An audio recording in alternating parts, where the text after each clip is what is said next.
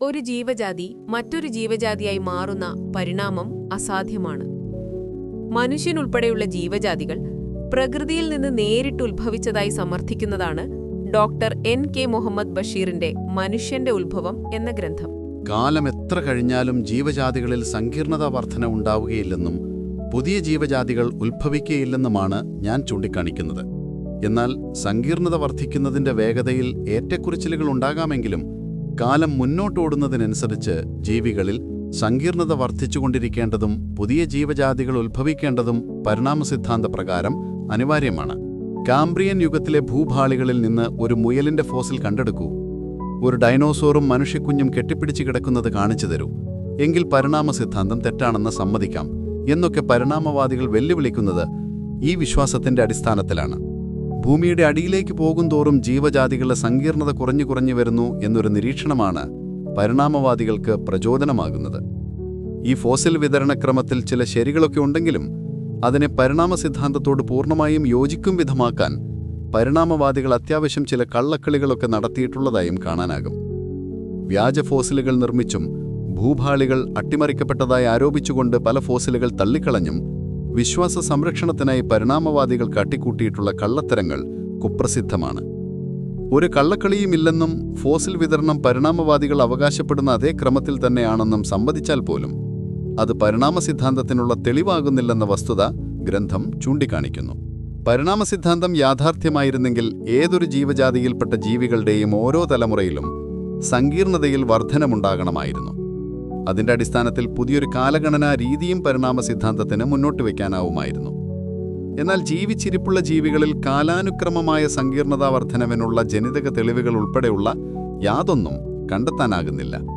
ഉത്ഭവിച്ചതെപ്പോഴാണെന്നും എങ്ങനെയാണെന്നും മനസ്സിലാകുന്നില്ലെങ്കിലും ഒരിക്കൽ പ്രത്യക്ഷപ്പെട്ടു കഴിഞ്ഞാൽ ലക്ഷങ്ങളും കോടികളും വർഷങ്ങൾ മാറ്റമില്ലാതെ പഴയ അതേ രൂപത്തിൽ തന്നെ ജീവജാതികൾ നിലനിൽക്കുന്നതായി ഫോസിലുകൾ നിരത്തി പരിണാമവാദികൾ തന്നെ തെളിയിക്കുന്നു.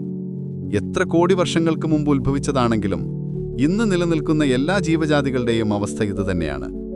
എത്ര പഴക്കമുണ്ടെന്നതല്ല, ജീവജാതികൾ ഭൂമുഖത്ത് പ്രത്യക്ഷപ്പെട്ടതു മുതൽ ഒരു മാറ്റവും സംഭവിക്കാതെ അതേപടി ഇന്നും തുടരുന്നുവെന്ന യാഥാർത്ഥ്യമാണ് എല്ലാ ഫോസിലുകളും ജീവിച്ചിരിക്കുന്ന എല്ലാ ജീവജാതികളും വിളിച്ചോതുന്നത്.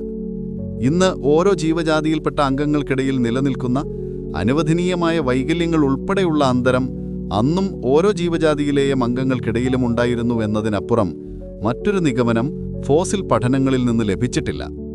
ചില ജീവജാതികൾ വംശനാശം വന്ന് തുടച്ചു നീക്കപ്പെട്ടിട്ടുണ്ട് എന്നതും ഫോസിൽ പഠനങ്ങളിൽ നിന്ന് വ്യക്തമാകുന്നു.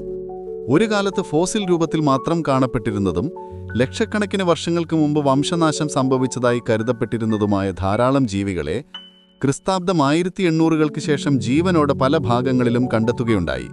മറ്റൊരു ധർമ്മവും ആരോപിക്കപ്പെടാനില്ലാതെ പരിണാമസിദ്ധാന്തത്തിന്റെ സാധൂകരണത്തിനായി മാത്രം കേവലം ഇടക്കണ്ണി ജീവികളായി കുറച്ചുകാലം ജീവിച്ച് മൺമറഞ്ഞു പോയിട്ടുണ്ട് എന്നാണ് അവയെക്കുറിച്ച് പരിണാമവാദികൾ അവകാശപ്പെട്ടിരുന്നത്. പരിണാമസിദ്ധാന്തത്തിനുള്ള അനിഷേധ്യ തെളിവുകളായി ഇവയെല്ലാം ഉയർത്തിക്കാണിക്കപ്പെടുകയും ചെയ്തിരുന്നു. ഉദാഹരണത്തിന് 45 കോടി വർഷങ്ങൾക്ക് മുമ്പ് ഭൂമുഖത്ത് പ്രത്യക്ഷപ്പെട്ടതായും 7 കോടി വർഷങ്ങൾക്ക് മുമ്പ് വംശനാശം സംഭവിച്ചതായും കരുതപ്പെട്ടിരുന്ന ജീവിയാണ് സീലകാന്ത്. പരിണാമശൃംഖലയിൽ മത്സ്യത്തിനും ഉഭയജീവികൾക്കും ഇടയ്ക്കുള്ള നഷ്ടപ്പെട്ടുപോയ ശക്തവും വിശ്വാസയോഗ്യവുമായ ഒരു ഇടക്കണ്ണിയായാണ് പരിണാമവാദികൾ അതിനെ ഉയർത്തിക്കാണിച്ചിരുന്നത്. താഴ്ച കുറഞ്ഞ ജലാശയങ്ങളിൽ നിലത്തിഴഞ്ഞു പഠിച്ച് മറ്റൊരു ജീവജാതിയായി മാറുന്നതിനു വേണ്ടി മെല്ലെ കരയിലേക്ക് കയറിപ്പറ്റിയൊരു ജീവിയായി പരിണാമവാദികൾ അതിനെ ചിത്രീകരിച്ചിരുന്നു. പക്ഷേ 1938 ശേഷം ഇവയെ ആഴക്കടലിൽ വീണ്ടും കണ്ടുമുട്ടിയപ്പോൾ കടലിൽ നിന്നും കരയിലേക്കുള്ള അവസ്ഥാന്തര രൂപത്തിന് ഉദാഹരണമായി പരിണാമവാദികൾ അഭിമാനപൂർവ്വം ഉയർത്തിക്കാണിച്ചിരുന്നൊരു കണ്ണി കൂടി ഇല്ലാതാവുകയായിരുന്നു. മാത്രമല്ല, സീലകാന്തുകളിൽ നിന്ന് സീലകാന്തുകൾ മാത്രമേ ഉത്ഭവിക്കുന്നുള്ളൂ എന്നത് തെളിവ് നൽകി. കുതിരയുടെ ഉത്ഭവത്തിലേക്ക് നയിച്ച പരിണാമ പടവുകൾ പഴുതുകളില്ലാത്ത വിധം ഫലപ്രദമായി തെളിയിക്കാൻ കഴിഞ്ഞിട്ടുണ്ടെന്ന പൊങ്ങച്ചം പരിണാമകൃതികളിലും ശാസ്ത്ര സാഹിത്യ ഗ്രന്ഥങ്ങളിലും ഏറെ പ്രചരിപ്പിക്കപ്പെട്ടിരുന്നു.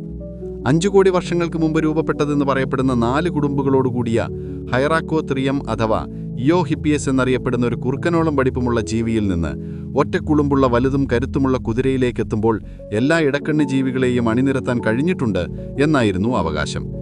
കഴുതയ്ക്കും കുതിരയ്ക്കും ഇടയിലുള്ള ഇടക്കണ്ണി ജീവിയായി ഒരു ഘട്ടത്തിൽ ഒക്കാപ്പിയം ഉയർത്തി കാണിക്കപ്പെടുകയുണ്ടായി. ഏകദേശം 2,30,00,000 വർഷങ്ങൾക്ക് മുമ്പ് ഉത്ഭവിച്ചതായും ഏകദേശം 53 ലക്ഷം വർഷങ്ങൾക്ക് മുമ്പ് നാമാവശേഷമായി പോയിട്ടുണ്ടെന്നും കരുതപ്പെട്ടിരുന്ന ഒക്കാപ്പിയെ 1901 ജീവനോടെ കണ്ടെത്തുകയായിരുന്നു.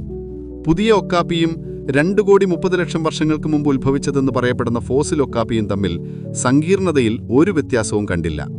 അങ്ങനെ സീലകാന്ത്, ഒക്കാപ്പി തുടങ്ങിയ പല ഫോസിലുകൾക്കും വീണ്ടും ജീവൻ വെച്ചു. ഇപ്രകാരം പല ജീവികളും പ്രേതങ്ങളായി പ്രത്യക്ഷപ്പെട്ടിട്ടും നടുങ്ങാത്തവരും മോഹാലസ്യപ്പെടാത്തവരുമായ പരിണാമവാദി സഹോദരന്മാരുടെ ധൈര്യം പ്രശംസനീയമാണ്. അഥവാ ഇന്ന് ജീവിച്ചില്ലാത്ത ഏതെങ്കിലും ജീവജാതികൾ ഇത്തരത്തിൽ ഇടക്കണ്ണികളായി മുദ്ര കുത്തപ്പെട്ടിട്ടുണ്ടെങ്കിൽ അവയും വളരെ സ്പഷ്ടമായ ജീവജാതികളായി ഇവിടെ ഏറെക്കാലം അതിജീവിച്ച് വിവിധ കാരണങ്ങളാൽ വംശനാശം വന്നുപോയിട്ടുള്ള ജീവജാതികളാണ് എന്ന് വ്യക്തമാണ്. പരിണാമസിദ്ധാന്തം അടിസ്ഥാനശിലയാക്കി നമ്മളിവിടെ ഒരു രമ്യഹർമ്മ്യവും പണിതുയർത്തിയിട്ടില്ലെന്നതിനാൽ അതിൻ്റെ ഉറപ്പിനെക്കുറിച്ചുള്ള സംശയങ്ങൾക്ക് എപ്പോഴും സാങ്കത്യമുണ്ട്. പരിണാമസിദ്ധാന്തം അവകാശപ്പെടുന്ന രീതിയിലല്ല മനുഷ്യനും മറ്റ് ജീവജാതികളും ഉത്ഭവിച്ചതെന്ന് തിരിച്ചറിയുമ്പോൾ ഏത് ശാസ്ത്ര കണ്ടുപിടുത്തങ്ങളാണ് ഇവിടെ ഉരുകിപ്പോകുന്നത്? നിരീശ്വരവാദം കടപുഴകി വീഴുമെന്ന് പരിണാമവാദികൾ ഭയപ്പെടുന്നുണ്ടാകാം. എന്നാൽ കാർഷിക, വ്യാവസായിക, ആരോഗ്യ, വൈജ്ഞാനിക മേഖലകളിൽ മനുഷ്യർ ഇന്നുവരെ നേടിയ മുന്നേറ്റങ്ങളെ ഒന്നും അത്തരമൊരു തിരിച്ചറിവ് പിന്നോട്ടടിക്കുകയില്ല. ബഹിരാകാശത്തേക്ക് അയച്ച റോക്കറ്റുകളും കൃത്രിമോപഗ്രഹങ്ങളും അത് കാരണം താഴേക്ക് വീഴുകയുമില്ല. ഇന്റർനെറ്റ് സംവിധാനം നിലച്ച് ലോകം സ്തംഭിക്കുകയുമില്ല. എന്നാൽ Gregor Mendel, ജെ.ഡി. Watson, Compton Crick തുടങ്ങിയ മഹാരഥന്മാർ വികസിപ്പിച്ചെടുത്ത ജനറ്റിക്സും ബയോകെമിസ്ട്രിയും കൂടി ചേർന്ന് വികസിച്ചു വരുന്ന മോളിക്കുലാർ ബയോളജി പരിണാമസിദ്ധാന്തം തെറ്റാണെന്ന് തെളിയിക്കുന്നു. പരിണാമസിദ്ധാന്തം ശാസ്ത്രമല്ല, ശാസ്ത്രവിരുദ്ധമാണ്.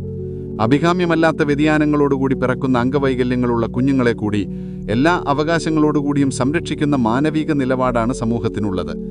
മത്സരത്തിൻ്റെയും പ്രകൃതി നിർദ്ധാരണത്തിൻ്റെയും പ്രസക്തി നഷ്ടപ്പെടുത്തുമെന്നും അങ്ങനെ മാനവകുലത്തിന് ഇനിയും വരാനിരിക്കുന്ന ഉന്നമനം അഥവാ പരിണാമം തടയുന്നതിന് ഇത്തരം കുഞ്ഞുങ്ങൾ കാരണമാകുമെന്നും ചൂണ്ടിക്കാണിച്ച് പരിണാമവാദികൾ മാനവികതയ്ക്കും സാമൂഹിക നീതിക്കുമെതിരെ ശബ്ദമുയർത്തിയ സന്ദർഭങ്ങളും ചരിത്രം രേഖപ്പെടുത്തിവച്ചിട്ടുണ്ട്. അങ്ങനെ പരിണാമസിദ്ധാന്തം മാനവിക വിരുദ്ധവുമാകുന്നു. സമുന്നതരായ നിരവധി ശാസ്ത്രജ്ഞൻ മാനവകുലത്തിന് നൽകിയ സംഭാവനകൾ കണ്ടില്ലെന്ന് നടിച്ച് പരിണാമസിദ്ധാന്തം എന്ന ശാസ്ത്രത്തെ അടിസ്ഥാനമാക്കിയാണ് മനുഷ്യന്റെ മുഴുവൻ സൗഭാഗ്യങ്ങളും ഉണ്ടായിട്ടുള്ളതെന്ന് പ്രചരിപ്പിക്കുന്നവർ ശാസ്ത്ര താൽപ്പര്യമല്ല പുലർത്തുന്നത്, സ്വന്തം വിശ്വാസ സംരക്ഷണമാണ് ലക്ഷ്യമിടുന്നത്. ഒരു കുരങ്ങിൻ്റെയോ ആൾക്കുരങ്ങിൻ്റെയോ ഫോസിൽ കണ്ടെടുത്തതിന് ശേഷം ഇതാണ് നമ്മുടെ എല്ലാവരുടെയും പൊതുപൂർവീകനെന്നോ മനുഷ്യകുലത്തിൽ ആദ്യ അംഗമെന്നോ മാതാവെന്നോ അല്ലെങ്കിൽ ഇതാണ് നമ്മുടെ എല്ലാവരുടെയും പൊതുപൂർവീകനായിരുന്ന ആദ്യത്തെ മനുഷ്യന് ജന്മം നൽകിയ ജീവിയെന്നോ പൊതുപൂർവീകന്റെ മാതാവെന്നോ എന്നൊക്കെ അവകാശപ്പെട്ടുകൊണ്ട് ആരെങ്കിലും മുന്നോട്ട് വന്നിരുന്നെങ്കിൽ സാമാന്യബോധമുള്ള ഏതൊരാൾക്കും അത് വളരെ ന്യായമായി തോന്നിയേനെ. എന്നാൽ ഇപ്പോൾ കുരങ്ങുകളെയും ആൾക്കുരങ്ങുകളെയും ഒക്കെ കസിനുകളാക്കി മാറ്റി അത്രപോലും രൂപസാദൃശ്യമില്ലാത്ത മറ്റു ജീവികളെ തേടിപ്പിടിച്ച് മനുഷ്യകുലത്തിന്റെ മാതാവും പിതാമഹിയുമൊക്കെയാക്കാൻ സോൾട്ടേഷൻ മ്യൂട്ടേഷൻ അംഗീകരിക്കാൻ തയ്യാറല്ലാത്ത പരിണാമ വിശ്വാസികൾ നടത്തിക്കൊണ്ടിരിക്കുന്ന ശ്രമം ഏറെ ക്ഷമയുള്ളവരെ പോലും പ്രകോപിപ്പിക്കാൻ കാരണമാകുന്നതാണ്. പരിണാമസിദ്ധാന്തം തങ്ങൾക്ക് നന്നായി മനസ്സിലായിട്ടുണ്ടെന്ന് വീമ്പ് പറയുന്ന പരിണാമ വിശ്വാസി കുഞ്ഞുങ്ങൾക്കാണ് പരിണാമസിദ്ധാന്തം എന്താണെന്ന് യഥാർത്ഥത്തിൽ മനസ്സിലായിട്ടില്ലാത്തത്.